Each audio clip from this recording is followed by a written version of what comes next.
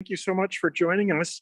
There's one little piece of laptop that is not working correctly, and that's actually the controller for all the sound. So we're doing the best we can with what we got. I'm calling this Guerrilla Church this morning because essentially what we're going to be having is an iPhone that we'll be using to pick up the sound in the video that's happening here in the sanctuary. And then for those of us who are just presenting, we'll probably go back and forth in the office here. So just to give you kind of a sense of what's going on, this is really how the sausage gets made, guys. So thank you so much for being here. No, there's no in-house sound. That's part of it. Yeah, so here, let me just, I'm going to turn my camera around here. And our guest this morning, we have Felina is with us. And again, what we're finding is that we don't have sound. So Felina, it's going to be all the power of this amazing voice. Amazing. It is good voice. And Nicholas is our accompanist today. Hello, good morning. Happy to join you. It is his first time with us. So we are really grateful for his flexibility and his skill and his willingness to kind of go with what it is we got here. Let's see. So Suzanne is our platform assistant. Yes. Hi, everybody. Suzanne, I'm going to invite you to make your way to the office. Okay. And that Zoom feed is already on. So when you're there and when you're in place, we'll go ahead and switch over to you and you can do the welcoming. Okay, very good. All right. So let's see. While Suzanne is doing that, I'm going to introduce you to the rest of the team that's working this today. This is Kathy Mathis. She's going to be our camera operator. She's also our treasurer, but she jumps in and does what she needs to whenever. And here's Carl. He is sort of the hub of making all this go, the tech pieces that are going. Jan Bellotti she's handling all the Zoom stuff. And Bernadette's here. So Bernadette, would you mind going and making sure that Suzanne gets set up on the Zoom feed there in the office? That would be great. Oh, my soul is welcome here. And I'm just going to invite Jan whenever Suzanne is, you can see her at the camera there in the office. We can switch over and she can open us up. That'll be our plan. In the meantime, what can I tell you about? So this is the first Sunday in Advent, guys. I'm going to sort of slop over pieces of what we're going to be in my talk, but since I'm talking, I'll do this, switch that around there. So first Sunday in Advent, and I went kind of out on a limb. I'm one of those who has been in the past kind of skeptical about starting Christmas this early. It's all commercialism and consumerism. And what I'm finding is that I've sort of changed my attitude about that this holiday season. And so if I get my head right in front of that light, it doesn't glare as bad, huh? And so I've titled our Advent series this year, Christmas Consciousness. So as you can see, I've kind of gotten away from the whole idea that you can't do Christmas until at least December. And I'm noticing that I'm kind of enjoying it. If I just kind of let it be what it is, that, all the playlists on my music apps have Christmas mixes in them. They got Christmas candy out, even at Halloween they did. And I've come to a place where I'm just going to be okay with that. And I'm finding a whole lot more joy. So I hope that's true for you as we move through this Advent season. We're going to be doing sort of the traditional stuff, each of the 4 themes for Advent. We got an Advent candle here to light, but I'm not sure we'll have that a part of what we're doing today. Because like I said, we're sort of at Guerrilla Church. Those of you who are maybe just tuning in, we're having some technical issues at church. So we're going back to the rudimentary stuff. We got an iPhone with a Zoom link. So that'll be what happens in the sanctuary.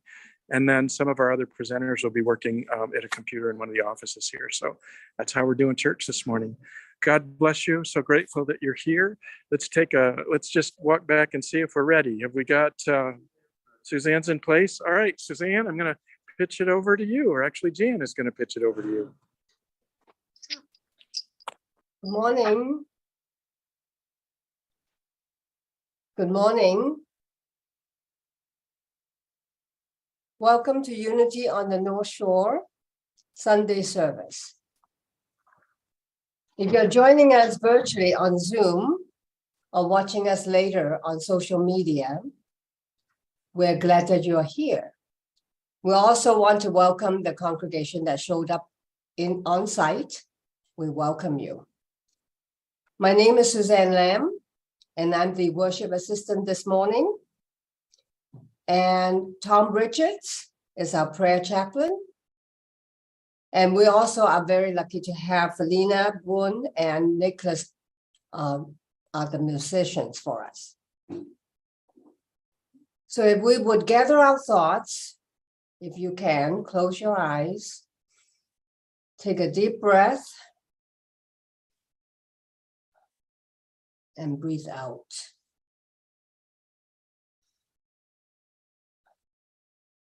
Again, breathe in and breathe out. Holy Presence, we know that in God, we can never be separate from love, from truth, from infinite intelligence, and the source of all good. We gather here in this sacred time to open our hearts and minds to the one power and one presence. We gratefully receive the energies of divine light and love pouring in and through us. And we affirm we're here this morning for a divine purpose.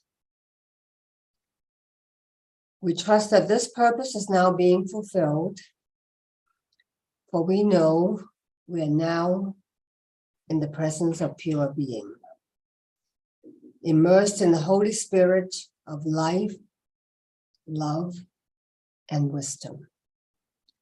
And so it is. Amen. And now Felina and Nicholas will lead us with our opening song.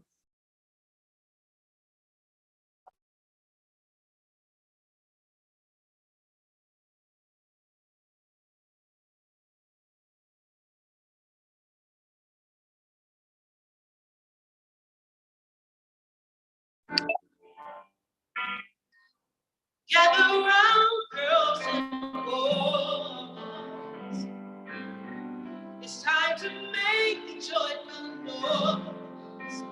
So fill it in the peace that you pass. Lord, the lamp that's everlasting. For the sources in the wild. For the birth of a baby child. It is our holiday song. No one more true or right or wrong. We obey, call your name. Someone else does the same. Hallelujah, thank you.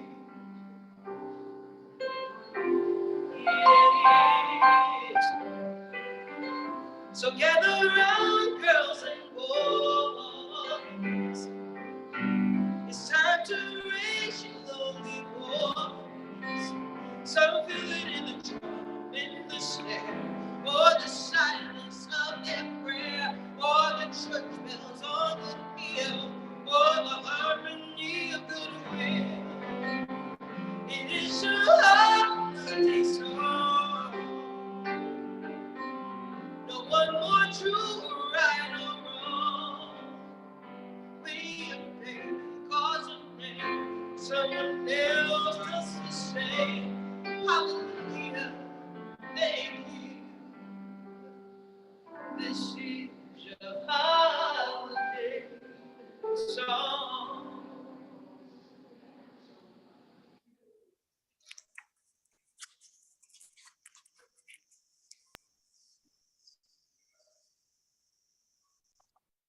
Thank you, Felina and Nicholas. Again, we'd like to welcome you to attend our Unity on the North Shore Sunday service. Unity is a positive, practical approach for spiritual living based on the teachings of Jesus.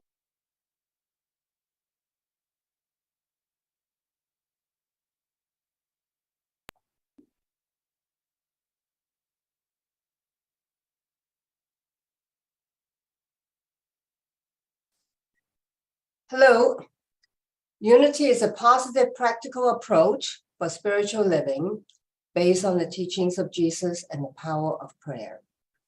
We believe in the truth and beauty in every spiritual tradition. We honor the many paths to the one God. So wherever you are on the journey of faith, you're always welcome here.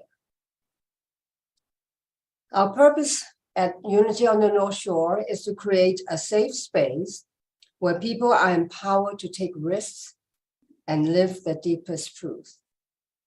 If this is your first Sunday with us, we extend a loving welcome to you.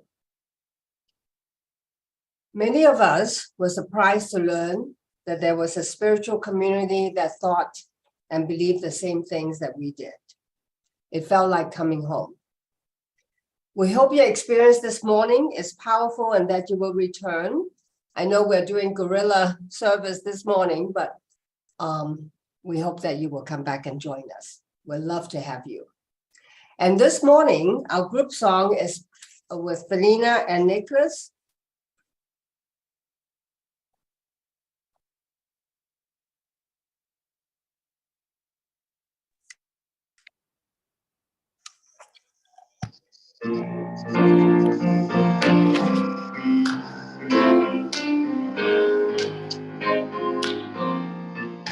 I'm in the right place at the right time. I am just where I'm supposed to be. I'm in the right place at the right time. I am just where I'm supposed to be. I'm in the right place at the right time. I am just where I'm supposed to be. I'm in the right place at the right time. I am just where I'm supposed to be. Oh, my soul is welcome here. Oh, my soul is welcome here. I am getting the message loud and clear. My soul is welcome here. Yeah, yeah.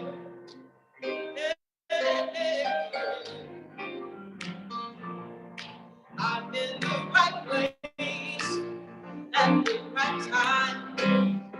I am just what I'm supposed to be. I'm in the right place at the right time. I am just what I'm supposed to be. Oh, my soul is welcome here. Oh, my soul is welcome here. I am getting the message loud and clear. My soul is welcome here. My soul is welcome here. My soul is welcome. Sing it with me now. My soul is welcome here. Yeah, yeah. My soul is welcome here. I am getting the message loud and clear. My soul is welcome here.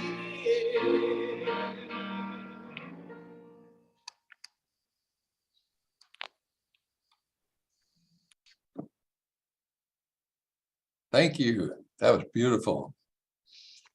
My name is Tom Richards, and I'm serving as prayer chaplain this morning. Delighted to be here, and we'll start with the daily word.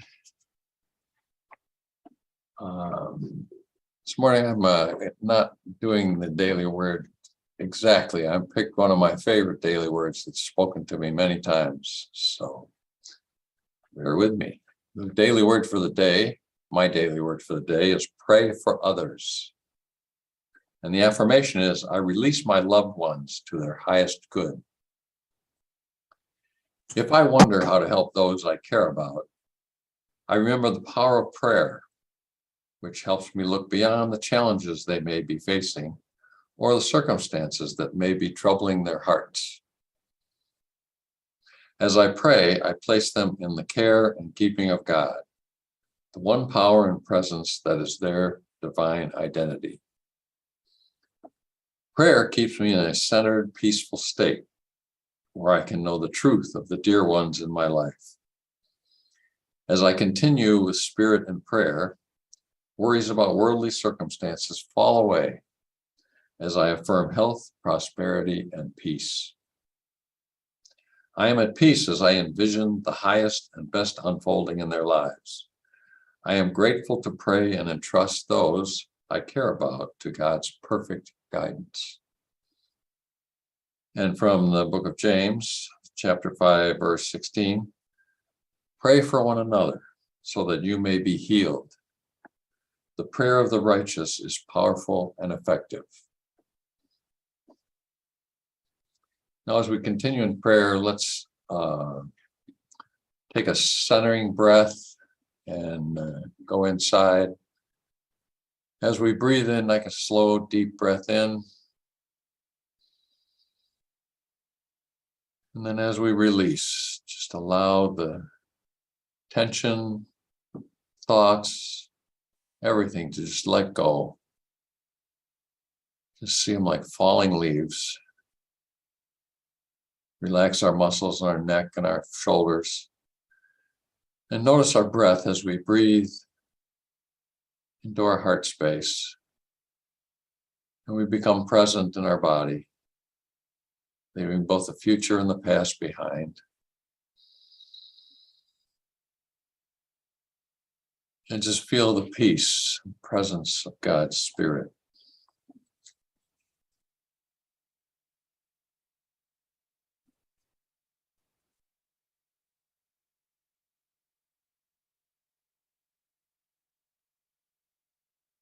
Now let's hold our loved ones and ourselves in blessing and silence.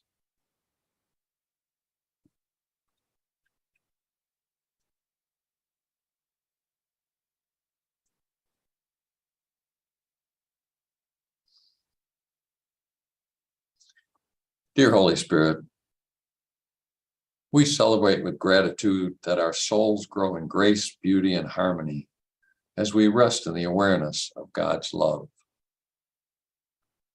Such divine understanding propels us to discern what is ours to do and to recognize every person as whole.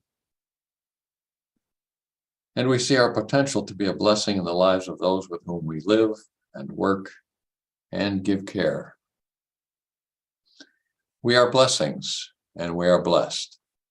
And so it is, and so we let it be. Amen. Now, for those of you that would like to submit a prayer request, those online can submit the prayer request in the chat box, and those in the sanctuary can submit a prayer in the prayer box that can be found on the back of the seats. Both will be prayed for a period of 60 days. And also after the service, I will be present for those in the sanctuary at the candle for confidential prayers in person. So it is, and so we let it be. And now we return for more music from our beautiful music team.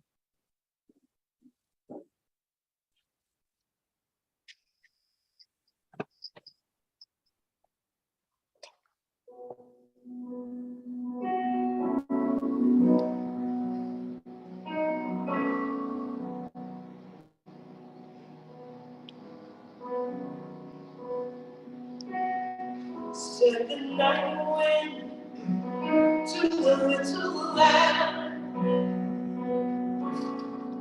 You see what I see. Way up in the sky, the little lamb.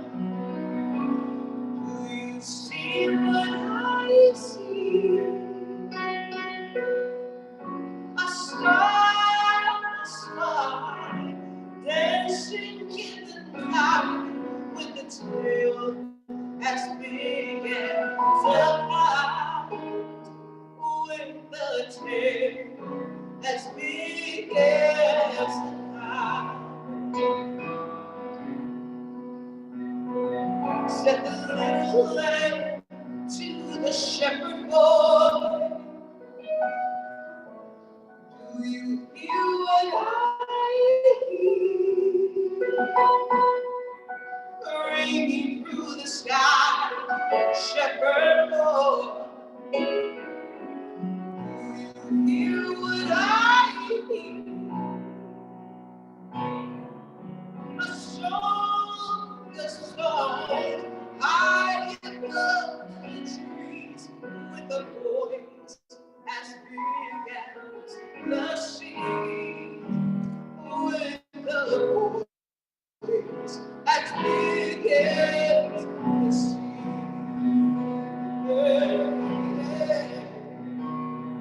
Said the shepherd boy to the mighty king, do you know what I know? In your palace, oh mighty king, do you know what I know?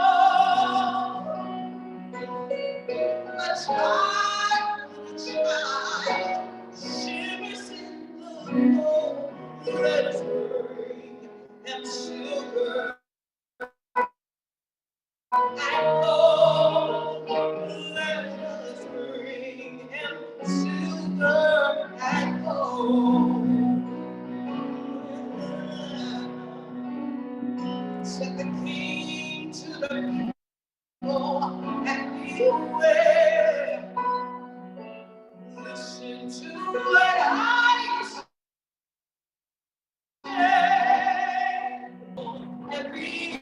Everywhere. Listen to what I say. The child, sleeping in the love, people bring the spirit and light. He will bring us goodness and light.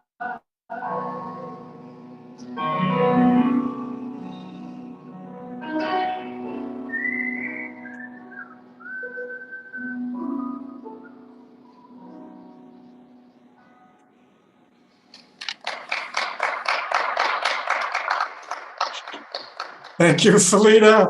Thank you, Nicholas. I know they can't see me, so it's really weird. As I mentioned, we're kind of doing guerrilla church here, guys. So thank you for being with us. Boy, Felina has such a powerful voice. I can hear her from the sanctuary all the way in here. And I know you're hearing it on the Zoom feed with not the sound quality that we're used to. So please and thank you. Appreciate you sticking with us today. We'll get that resolved so the sound will be much better next time around. But in the meantime, just really delighted that you're here with us this morning. I'm back in the office in front of a Zoom feed, so it feels a little weird to be, let's see, Suzanne Lamb is the only one here. So I have a congregation of one, and then those of you who are out there on Zoom. So let's launch into it. As I mentioned at the top of the service, this is the beginning of Advent, the Advent season, which is one of my favorites. And we're going to kind of do the traditional thing where each Sunday, as if we were lighting an Advent candle this morning, we would be lighting a candle for faith and for hope. And we'll be doing that throughout the rest of the season. Just 1 second, Carl's, it's working. So I can, okay, let me get wired up and I'll just keep talking. So as we're talking about what's going to be happening throughout the Advent season, today is going to be faith and hope. And then next week will be peace, and then love, and then joy as we wind up toward the end of the year. And the reason that I decided to kind of move in that direction this year, or that direction with this Advent season, is that I really think it's a beautiful opportunity for us to sort of stretch out Christmas. Is that crazy? And by that, what I mean is, because I also mentioned that like the consumerist part of Christmas kind of drives me crazy. When I saw Christmas candy and decorations in the aisle at Walgreens when it was still Halloween, there's a little bit in me that kind of feels like, no, you're rushing it too much.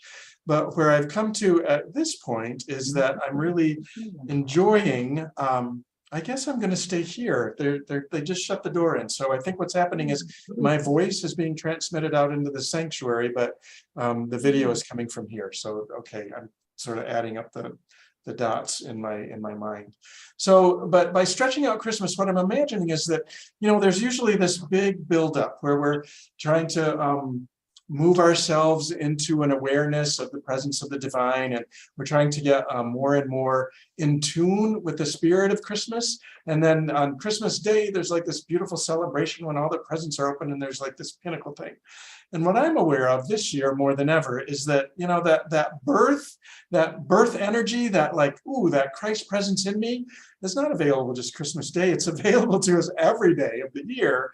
And so what I'd like to do is maybe stretch that out and week by week really dive into a deeper experience and a deeper connection and expression for whatever that week's theme is, right? So for this week, it's about faith and hope. And how do we, over the course of this next week, in our preparations for Christmas, how do we can become more available to the faith and hope that can really move us into a space of that Christ kind of consciousness, that universal sense of oneness and love and well-being that we know is sort of at the heart of what the nature of being really is and what we truly are celebrating around Christmas. So that's what I want to dig in today, like this notion of faith and hope. And what I'm also aware of, because I've been doing this a lot of years now, is that in the past, and I think a lot of Unity churches do this, faith and hope kind of get blended together. In more liturgical churches, they tend to celebrate faith, the religiosity of faith. And Unity, wanting to be more open, we sort of piggybacked hope into the celebration in this first week. And so I've given plenty of sermons, you can go back and look at them for the previous years, where I made this distinction between faith and hope.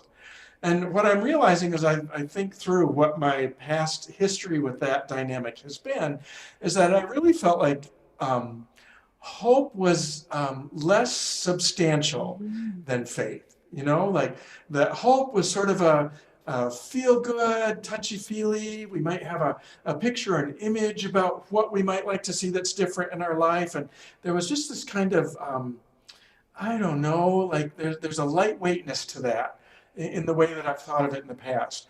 Whereas faith is like this grounded place where we know beyond knowing, from that source within, that guidance and wisdom that arises from a place that's deeper than our humanness and our human knowing can be. So I always had faith kind of on a pedestal as compared to hope.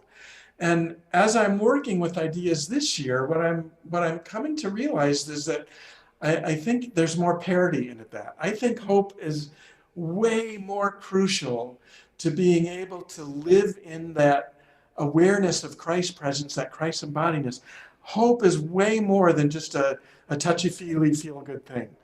That hope in and of itself has a generative energy to it that we can begin to cultivate in a deeper way if we're open to it, if we allow that. So I'm kind of going to go, you're going to witness the evolution of my thoughts about the importance of hope in creating a consciousness that arises out of that Christ presence.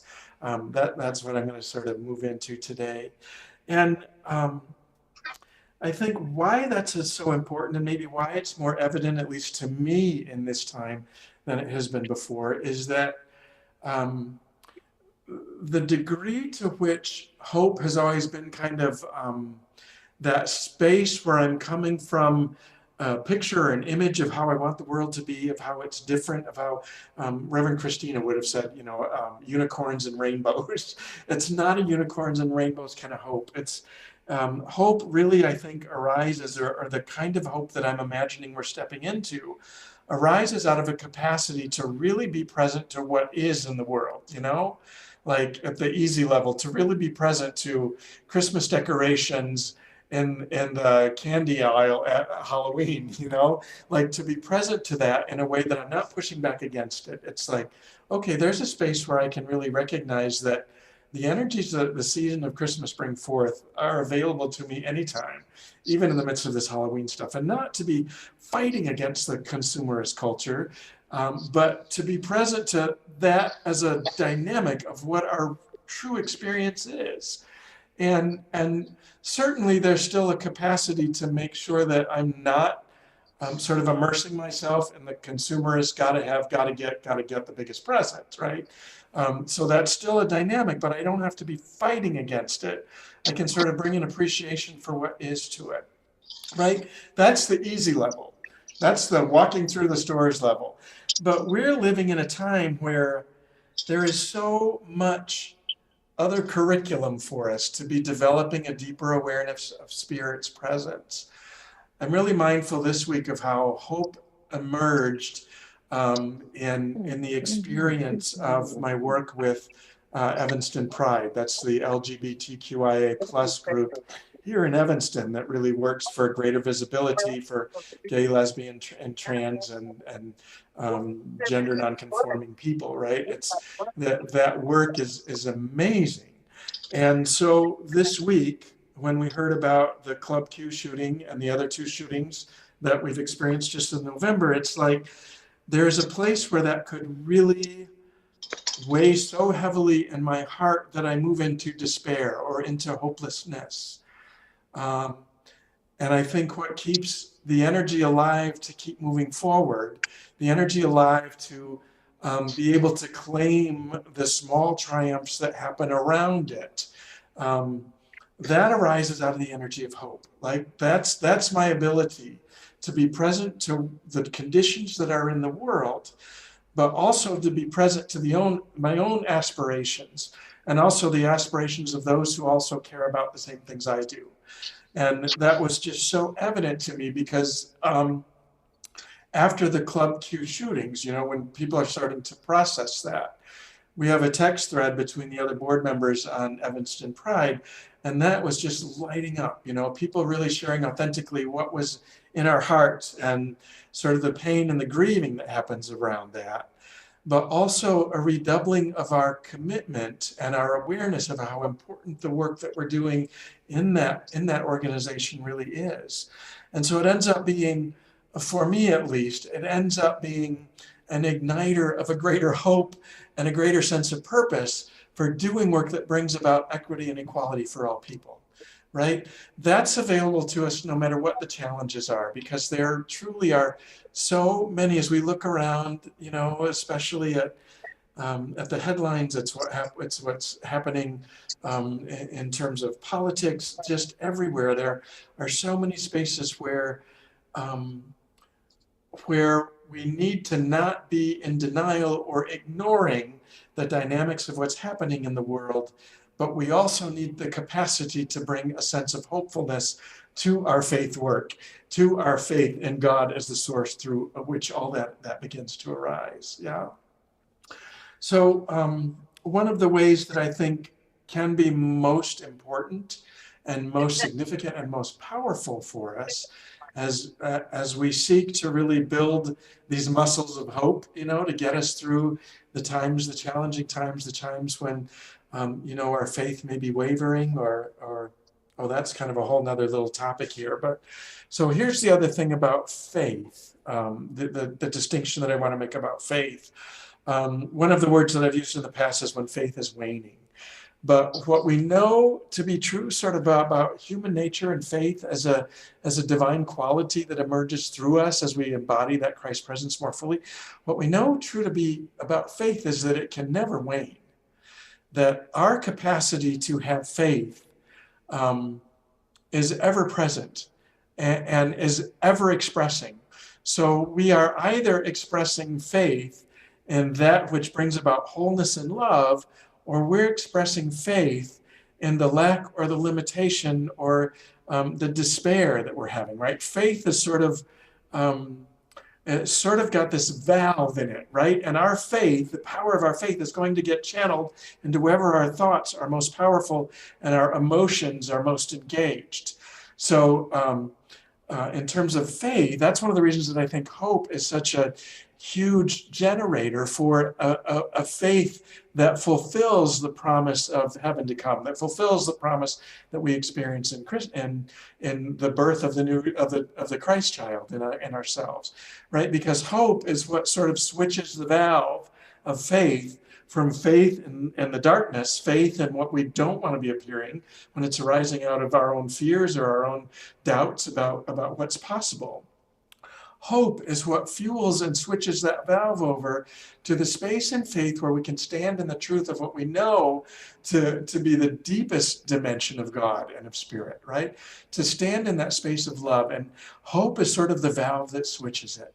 So how do we restore hope in those spaces when we're moving through darkness in times? What's the most powerful places that I find to be able to accomplish that? And it's funny because I've been questioning that and working with it and had a bunch of podcasts that had all sorts of different ideas. And then I came to church today, and in the mail we got the latest Unity magazine. And it happens to be an issue where my column on faith matters has been published. I'm realizing I've done this work. I've already written this. I can speak to this. So if you get Unity magazine, this is going to be a little bit redundant. But one of the places that I go to in terms of remembering this, the power of hope to sort of shift the valve on our faith, and so that it gets channeled in a direction that is generous and positive, that one of those is the quote out of Matthew where Jesus says, "Where two or more are gathered in my name, there am I," right? Where two or more are gathered in my name. So what that suggests to me is that if we're really looking to build that muscle of hope, right? If we're really to strengthen that, and we're in those dark places where we're not really feeling it, or our thoughts are headed down a trajectory that just sort of feed the fear or the doubt, rather than feed the hope and the love and the curiosity about the possibilities, that one of the places to go is to begin to really rest on the hope and the faith of those around us, right? That's what was so powerful about this text thread that was going on between the board members on Evanston Pride afterward. It's like we were there completely kind of raw with the emotions that we were feeling, with the thoughts that we were having, but together we were able to kind of renew our hope and the possibilities that arise around us, and renew our commitment to the work that we're doing toward equity, right, and involvement. And it reignites that kind of space. So it's all about that sort of where two or more are gathered. There are times in our lives where, as important as it is to really know that Christ's presence within, to have that arise from our very being, that there are times when it is every bit as beneficial for us to be leaning on the faith and the hope that we see expressing in those around us. But here's the other piece, like the caveat around that is, remember the quote from Matthew was, "Where two or more are gathered in my name, there am I," right? So there's a qualifier on it. It's that "in my name," that little parenthetical "in my name," that we really can begin to tap in the kind of faith and hope that arises out of a Christ kind of consciousness, right? So what does that mean, "in my name"? Because it's trickier than it might seem, this leaning on the faith and the hope of others, the support of others. Because we all have folks in our circles who are just incredibly empathic and sympathetic, and they will be there for us no matter what. And they'll be for us kind of down in the pit, right there. And this is the distinction between sympathy and empathy, right? They're sympathizing with us. They're right there with, "Oh yes, the world is a dark and terrible place. And oh yes, I'm there with your feeling." Like, and that can feel so good. Like that kind of validation for the darkness that we're experiencing can feel so good. But I want to take it back to the "in my name," in Christ's name, right? That kind of sympathy is not transformative. That kind of climbing down in the pit of despair and then despairing together isn't sort of the power of hope to switch the valve into something that's generative. It tends to exacerbate the very dynamic that we're feeling. So when we're looking for folks that can help us switch the valve from despair to hope, right? From despair to hope, when we're looking for someone to switch the valve, what we're looking for is really someone who can have a capacity to understand and be aware of the circumstance that we're in. All right, they're not in denial about that or pretending it's not happening, but they're also at a place where they can call us higher, where they can remind us that we have the capacity to choose in this moment whether or not to focus on the details of the dilemma or the circumstance. Are we going to dig down further into the why and the wherefore and the poor me and the how awful it is? Or are we going to be present to the condition that is there and have a space in our heart and our mind to open up to a greater dimension, to a perspective that begins to see the ways in which love and comfort and joy even are being expressed in that situation? Or at least the possibility for those is being made evident, and where it is we can begin to switch our own thinking and feeling into a greater awareness of the presence of the divine in every single circumstance. Does that make sense? I'm looking at Dolores and Carol because you're the only ones with your camera on and there's nobody in the room for me. So you guys have a lot of power right now to energize me. I appreciate you having your cameras on. Thank you, thank you, thank you. So that's really what I want us to focus on as we move through this next week, right? We don't have to wait for Christmas for that joyous kind of hope that arises out of the birth of new life in us. We don't have to wait for Christmas for that. We can begin to dive into that in our practice this week, right? So this week in our practice, what I'm going to invite you to do is really become more present to the spaces in your life where the valve for faith might be switched, right? We're wanting faith that's moving us in the direction of love. We're wanting faith that sort of is being delighting in the possibilities that arise when we're curious, delighting in the possibilities that arise when we can remember that we have within us the power of love and the power to change the thinking and believing and the feeling that we bring to an experience, right? And not to run away from those places where, our thinking or our believing is being shaped or influenced by the darkness that we're seeing around us, right? We can be present to the darkness, but we can also be present to the hope. It's like, that's where hope becomes much more than just the rainbows and candy canes, right? That's where hope is really held in a space where we're recognizing the totality of the reality before us. And also we're present to the possibilities that arise when our hearts remain open and our minds remain open to the capacity for healing even in the midst of the pain that we're experiencing. So as you go through this week, what I'm going to invite you to do is just be aware of the places and the language that you use to describe your experience or your perception of the experiences that we're moving through, right? Are you caught up in the ain't it awfuls? Oh my God, here we go again. Oh, the politicians just aren't doing enough. Oh, there's so much sort of victim energy around here. Are we aware of the places where our own thinking and our own feeling is kind of moving in that direct trajectory? And can we hold in that a space of compassion that actually opens the door to a greater sense of hope for a different possibility, so that we begin to change our thinking and our feeling and our believing, and it arises out of a place of power that allows us for a greater transformation.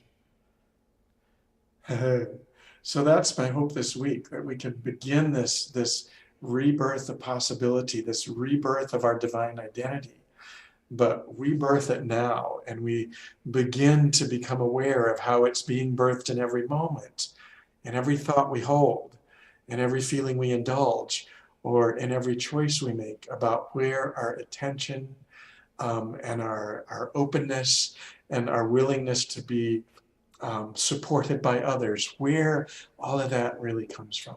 Yeah. So I'm imagining, I can see that the live stream camera is on and I have access to that. If someone would just wave to me, about whether or not I'm imagining Felina might be up there. No, I'm sorry, Carol. Thank you for waving, but I'm looking for somebody in the sanctuary to wave to me. All right, thank you. I bet that's Carl's hand. So what I'd like to do is prepare for a time of meditation. Felina, I can't remember of what's on the order of service here, but Felina and Nicholas, if you could prepare our hearts and minds, and we'll just move into a space of receptivity as we move into this meditation on really directing our faith and our hope in ways that are really honoring of the Christ Spirit that we're giving birth to in this moment and every moment. So Felina and Nicholas, thank you, thank you, thank you.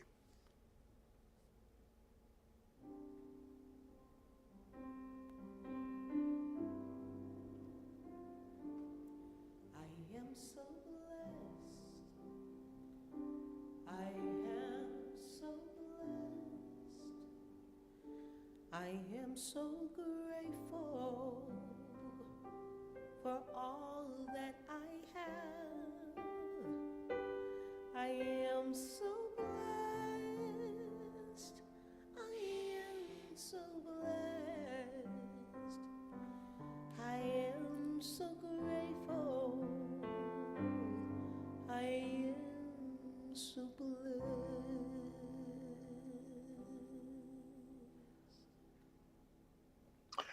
And so thank you into this space of being aware of the blessings that are just a part of every experience that we have, if we can be but receptive to them. I invite you to breathe in deeply and breathe out. And just send out just a little blessing of gratitude for this time that we have together to share and to connect. Blessing of gratitude for the possibilities that arise when we are open to them. When events as they're unfolding are not transpiring in the way that we would most like, we know that we have the capacity to look for a new direction. We have the capacity to be present to what is. Whatever failures, whatever disappointments, whatever despair might be arising, we have the capacity to be present to that. But also within us is this amazing power to transcend it. And that's where I'd like you to go now. To tune into your heart, to continue breathing deeply into this space of possibility. And to know that in the breathing, in the tuning in, that we truly do open a space in consciousness where this Christ-level beingness, this awareness of wholeness, of universal love, of infinite connection we have to one another and to all that is, where that can begin to work its way into our beingness, and we can remember that there is a presence and a power that is greater than any of these circumstances that might otherwise be disappointing or bring about despair. And that power really arises out of a hope for some change or shift that we can imagine seeing in the world. And if we pay close enough attention, what we notice is that in that curiosity, in that shifting of perception, that our energy changes. And we become a point for attracting greater possibilities into our experience. We become a generator for hope. Hope that can switch the valve of our faith into a space of strength and power, where truly we can be the kind of light that uplifts and inspires and strengthens and equips others to step into a greater expression of their own faith in the goodness and the love and the power of the divine. So I invite you to just breathe in one more time, aware of your power to create an experience of hope even where there is darkness, of light where there is despair. And to know that as you carry the pulls of those experiences, that you do indeed become a healer. You become an expression of infinite wholeness that will uplift and serve you just as it uplifts and serves those around you. And truly you are a blessing to all who know you and to all whose lives are touched by yours. Know that that is who you truly are. As we gently now begin to return our attention to the sensations in the body, to the breath, to what might be going on around you. And we breathe out, giving thanks for one another and for our awareness of Spirit's presence in us and all that is. So it is, and so we let it be. Amen.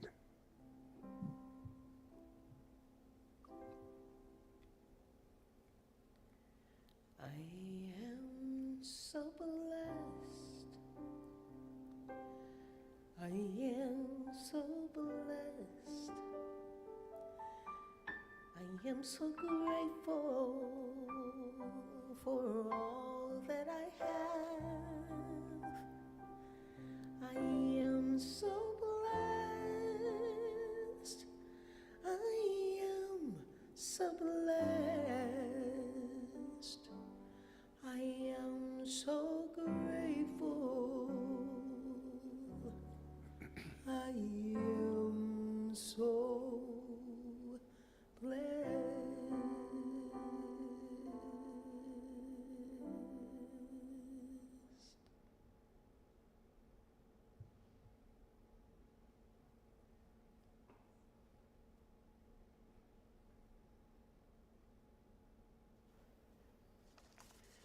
Thank you, Felina and Nicholas. I feel so blessed and so grateful. And now is the time in our service where we can share our love offerings. For those who feel very blessed and very grateful, we'll love to have you share your love offerings with us. And there are 3 simple ways to give. You can text the word give to 815-827-6052. And if you're in the sanctuary, you can also leave your love offerings in our basket in the back. And you can give online at our website, which is the unityns.org. Or you can mail a check to our address at 3434 Central Street in Evanston, Illinois, 60201. Please consider making a recurring gift. You can do that in the Tithely app, or you can avoid any transaction fees. You can set up an automatic payment with your bank's online bill paying feature, which is what I did, and it was very, very simple. But every month it will go out. You don't even have to worry about it. So now let's bless our giving and receiving together. Divine love, as me, blesses and multiplies all that I am, all that I have, all that I give, and all that I receive. And so it is. Amen. Please stand as we join our singing of the offertory song.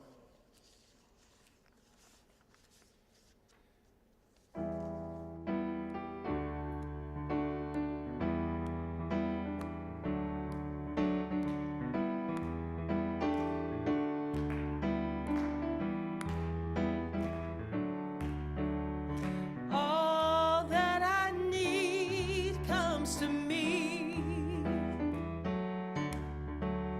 All that I need comes to me.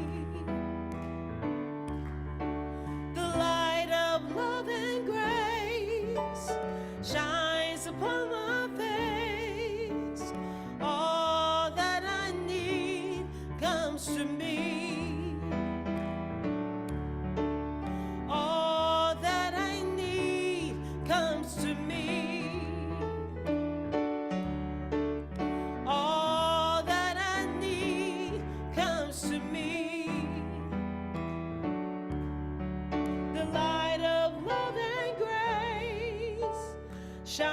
is upon my face.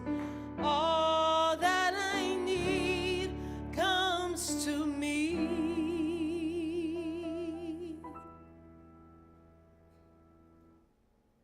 Thank you very much.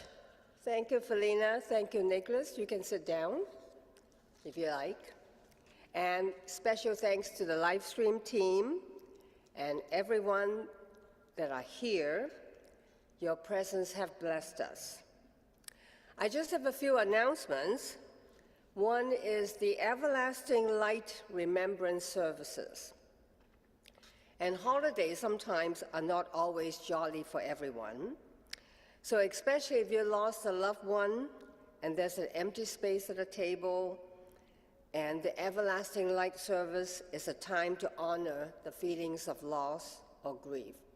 I've attended many of those services over the years since I lost my late husband, and it was really, really helpful. It's really sharing, and you dedicate a time to remember your loved ones, and you feel refreshed afterwards.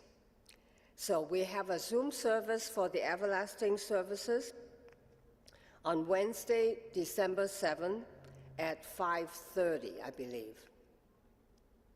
It's not 7, it's 5:30.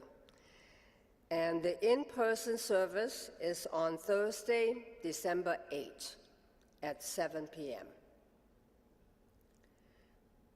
So I hope that you can join us either on Zoom or in person. Also, plan to join us for the holiday services. We have the Christmas Eve candlelight service on Saturday, December 24th at 6 p.m. And that's in person and online as well. Please plan to join us. And the Christmas Day service is Sunday, December 24th. It's at 10:30, and that is by Zoom only. And the New Year's Eve Burning Bowl is Saturday, December 31st at 6 p.m. in person and online as well. And the New Year's Day service is on Sunday, January 1st. 10:30 is by Zoom only. So that's all the announcements. I hope you can join us for the holiday services.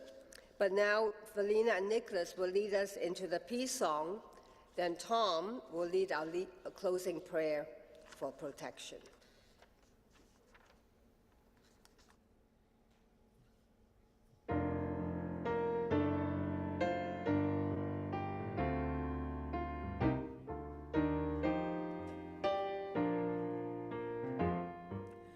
Let there be peace on earth, and let it begin with me. Let there be peace on earth, a peace that was meant to be, with God as creator. Family, all are we. Let us walk with each other in perfect harmony. Let peace begin with me. Let this be the moment now. With every step I take, let this be our joyous vow, to take each moment and live each moment in peace eternally. Let there be peace on earth, and let it begin with me.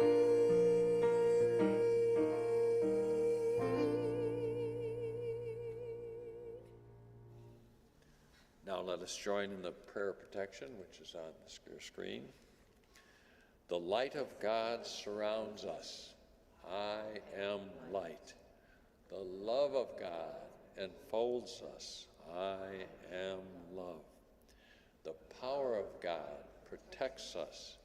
I am power. The presence of God watches over us. I am presence. Wherever we are, God is.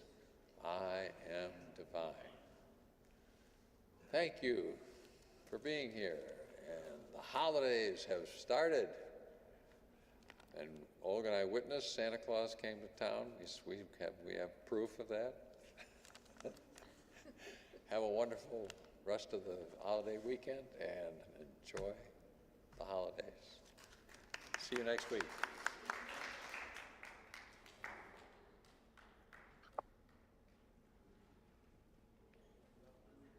Oh, that's fun. Tom does look like Santa, doesn't he?